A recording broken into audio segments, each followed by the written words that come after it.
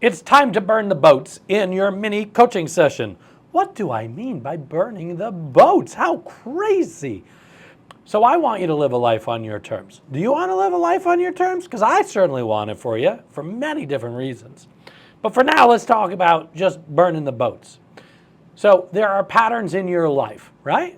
They keep repeating themselves over and over and over to the point that you're probably saying, why me? Why does this happen to me?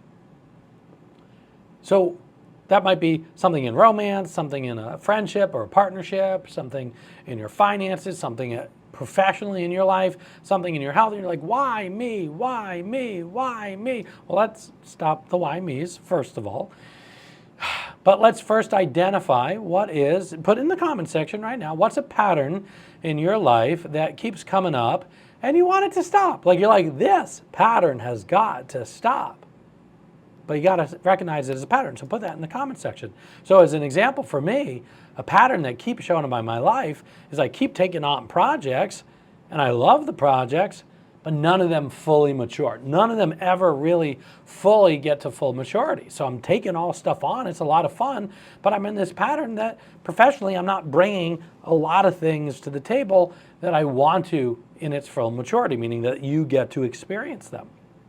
Look, the comfort of the world you know is way easier to fall prey to than the comfort of the world or the discomfort of the world you don't know, right? So a lot of the patterns that show up in our life over and over is because we're really comfortable with the world we already know. And so because that's comfortable for us, we keep engaging in similar behaviors, patterns, or allowing behaviors of others, right? What you tolerate perpetuates, right?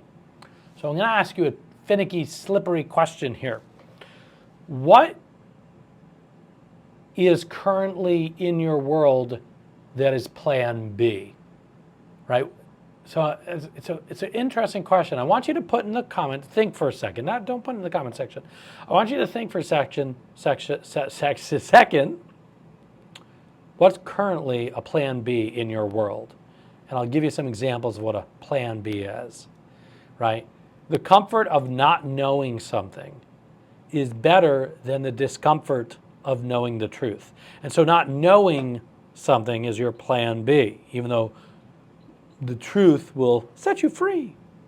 Or another example is the comfort that tomorrow, what you're doing right now will get you by.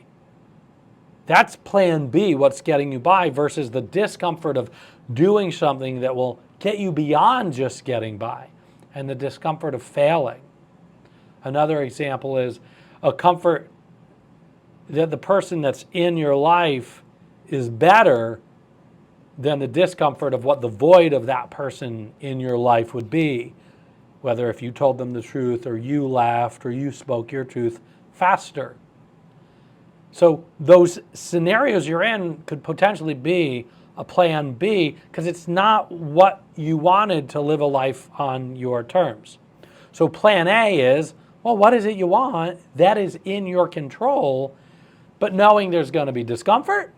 And plan B is accepting the comfort of what you already know and just perpetuating and accepting the behaviors of yourself or others. So I want you to put in the comment section now, what's the unconscious plan B that you're staying in? Or what's the unconscious plan B it's comfortable being in there because you know how to get there, you know what it's like to live that lifestyle or not speak your truth. So I'll give my example. My plan B is, I keep shooting from the hip. I keep doing projects and I'm like, let's see how it goes. Now that's my plan B in the professional world. Of course I have plan Bs in my personal life, but what I'm trying to do is, I'm trying to find my plan Bs faster and nip them in the butt, or nip them in the bud or the butt, either one. And so I'm asking you, what is the plan B that you're currently living? Meaning that's not what I intended, but I'm here and I'm living it, but it's a plan B. Because the purpose for plan B is to get what? Back to plan A. So you're not a bad person for having plan B or living plan B.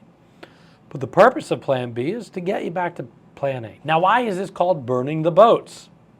Here I am halfway through our meeting, and I haven't even talked about burning the boats. So in the 1500s, the explorer Cortez was searching for the new world, and he instructed his army when they got off of the boats to burn the boats. Burn the boats they came in on. Because he realized, well, if we don't have any boats to come back on, then we're going to have to come back on their boats. Now, this is not a commentary on war, what I think should happen in the world when two countries disagree with who owns the land. That's not what this is about.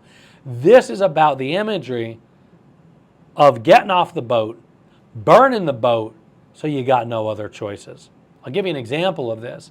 Years ago, there's a young lady that was working for me. She was really a great performer. I loved working with her. I no longer work with her because one day I brought her into my office. She's a musician, and she wanted to be a singer, and she was pursuing her singing to the best that she could. She was really hustling it. But one day I brought her in my office, and I said, I'm letting you go. And she was like, what? What are you talking about? And I said, I'm letting you go 365 days from now. So I'm firing you now, okay? I want you to be prepared for that. Because in no good conscience can I keep you held down doing this work in marketing, because she was in the marketing department, when I know you want to be singing. And that lit a fire under her butt. And now she has a professional singing career. Now, I'm not taking the credit for that. She DTW'd, she did the work. But I said, we're burning the boats. And so for me, that was when I left the producing world for the coaching world. That was burning the boats. There was a date, January 1st, 2020. I burned the boats. And that was planned over a course of 3 years. So there's something I like to say. So before you go and burn your boats down, I say risk responsibly. Not just this feeling of carpe diem, burn the boats. But what do I need in order to burn the boat? Do I need to have a house lined up for myself? Do I need a certain amount in the bank account? Do I need to know that a certain friend is able to pick me up from a certain place because of the unpredictability of what will happen when I tell my boss or my friend or my lover or whoever I'm burning the boats? So risk responsibly. Part of that risking responsibly is also, hey, you brought someone in your life, or whether professionally or personally, and what you've said is, okay, well, I recognize when I burn this boat, there's going to be a little discomfort for the other party too, right? This is where we deploy the disappointment parachute. So I'm saying this now I'm sure when Cortez got off the boat, he made sure his army had the appropriate training and the appropriate tools and resources in order to burn down the boats. Dr. Benjamin Hardy, I totally respect his work. He says doing something 100% is easier than doing something 98%, meaning burn the boats, you don't even have a chance to fall back into old patterns or old habits. If you know you can't go back on the old habits, on the old boats, then the chances are, if you know that you can, actually what I'm trying to say is if you know that you can get back on the boat and live the life you're currently living, the chances are your inner critic's going to be like, hey, we know it. Let's not do something that makes us uncomfortable. And you'll keep falling on plan B. In fact, most of the patterns that don't serve us in our lives, because, well, it's easier to do them than not do them because we already know how they go for us. And what ends up happening is you start trusting yourself. You start burning boats more often. Because you start doing it, you go, oh my gosh, every time I burn a boat, something great comes about. And now all of a sudden, you turn around and you're like, I'm living a life on my terms. This is pretty cool. So as your coach, I want you to be uncomfortable. But I don't want you to be in so much pain that you're setting yourself on fire. So let's start microdosing burning the boats. So what's one, put in the comment section right now, what's one area in your life the change has to be made? What boats need to be burned? Put it in the comment section right now. Now, I also want you to put what's a microdosing version of burning the boat? Meaning, for me, I'm going to meet with Erad, who helps run Legacy of You and Life on Your Terms and the Gratitude Slam. And we're going to have more strategy sessions instead of just going, let's see how this week's goes. So I'm going to have a weekly meeting. That's my first way of burning the boats. This shooting from the hip, I'm willing to burn that boat. But I don't know that world yet. So I'm going to be responsible and I'm going to microdose it. I'm going to start with a weekly strategy meeting. So what I want you to remember is Just because things are the way they are now does not mean they need to be the way they're going to be. What got you here is not going to be what gets you to the next place. So I want you to burn your boats.